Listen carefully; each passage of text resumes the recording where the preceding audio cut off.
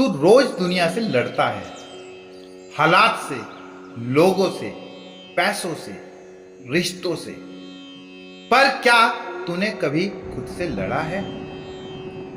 खुद के गुस्से से, खुद की इच्छाओं से, खुद की कमजोरियों से? श्री कृष्ण कहते हैं, अगर तूने खुद को नहीं जीता तो बाकी सब जीते व्यर्थ हैं। आज के 3 श्लोक तेरे भीतर के राक्षस से लड़ने का आखिरी मंत्र है। ध्यान से सुनना, क्योंकि ये सिर्फ गीता के शब्द नहीं, तुम्हारे जीवन का आईना है। श्लोक नंबर 41 का अर्थ है, हे अर्जुन, सबसे पहले अपनी इंद्रियों आंख, कान, जीभ और मन को काबू कर और फिर इस पाप रूपी दुश्मन को खत्म कर दे, क्योंकि यह ज्ञान और विवेक दोनों को नष्ट कर देता है। श्री कृष्ण अब उपाय बताते हैं। सबसे पहले अपनी इंद्रियों को काबू में लाओ। जो तू देखता है, जो तू सुनता है, जो तू सोचता है, यही सब तुझे भटका देते हैं। अगर तूने इंद्रियों पर काबू पा लिया तो काम, क्रोध और मोह तुझ पर हावी नहीं हो सकते, वरना ये पाप की जड़ें बनकर तेरे ज्ञान को भी और समझदारी को भी खा जाएंगे। शुरुआत वहीं से कर जहां तेरा मन सबसे ज्यादा भटकता है। श्लोक नंबर 42 का अर्थ है कि इंद्रियां शरीर से ऊपर हैं, मन इंद्रियों से ऊपर है और बुद्धि मन से ऊपर है और आत्मा बुद्धि से भी ऊपर है। यह श्लोक गीता का ऊर्जा का नक्शा है। समझिए, शरीर केवल एक वाहन है, इंद्रियां ड्राइव करती हैं, मन उन्हें दिशा देता है, बुद्धि सही गलत बताती है और आत्मा सबका मालिक है।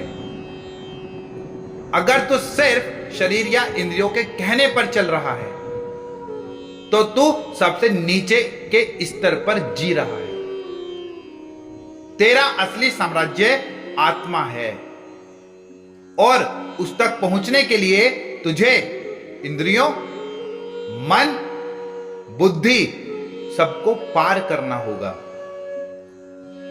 श्लोक नंबर 43 का अर्थ है कि इस प्रकार यह जानकर कि आत्मा बुद्धि से भी ऊपर है। हे महाबाहु अर्जुन, अपने मन से अपने आप को संभाल और इस काम रूपी शत्रु का नाश कर। श्री कृष्ण अब अर्जुन से कहते हैं, अब जब तू जान गया कि आत्मा सबसे ऊपर है तो बस निर्णय ले और खड़ा हो जा। यह तेरा आखिरी युद्ध है तेरे अंदर के शत्रु काम से, जो तुझे नीचे गिराता है, जो तुझे कभी संतुष्ट नहीं होने देता, जो तेरे ज्ञान को खा जाता है। तू बाहरी लड़ाइयों से नहीं, अपने आप से जीत, तभी तू असली योद्धा बनेगा। क्योंकि आत्मा जब जागती है तो कोई शत्रु टिक नहीं सकता।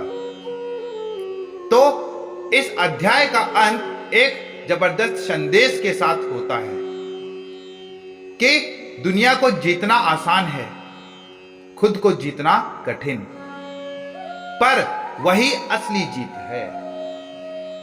तू हर दिन अपने मन से हारा, कभी लालच से, कभी क्रोध से, कभी मोह से।